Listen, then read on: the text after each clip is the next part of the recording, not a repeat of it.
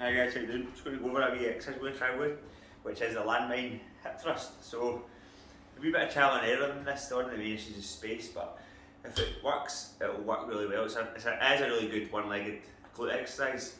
We'll just see how it works in the dynamics of a group setting. So when you come up to this area, you'll have your bar and your bench, so you need to do both legs, you need to swap sides of the bench, so that's why there needs to be a bit of space here.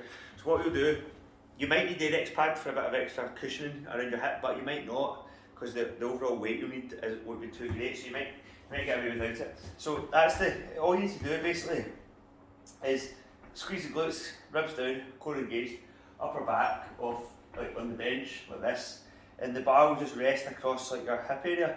But like I said, if it's too uncomfortable, you could always place this here, but I don't think you'll maybe need it.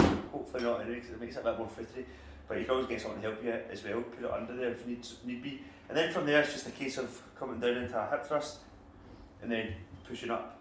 Okay, so lowering the bar down, pushing up. Okay, so we're still getting a wee bit of experimenting going on with variations of the hip thrust to try and find the most efficient way to perform them in a group setting. So sandbags are good, but because they're quite big, I think maybe some folk are finding their range of movement was limited, because as they go down, like they can't go down so low, the bag kind of just gets squashed between like the top of their quad and their hip area and their waist. So because the bar's thinner, you might get a bit more range out of it. So all you need to do, you can easily just add weight to this as well, and then just come down and then go for it. So I just like one-legged versions of the hip thrust because it isolates the side of the leg at once.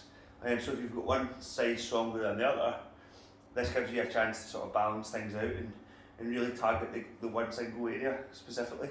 So this should be quite challenging. I would try and stick to the whole like 2 or 3 second eccentric, come all the way down, then up quite fast. That absolutely hammers the glutes. Okay, so then you come up, and then you just need to turn around to do the other leg. Okay, so the exact same situation. Just let it rest in your hip, and then just slowly come down, and then push up. Right, feel it right in here, your glute max. Really good.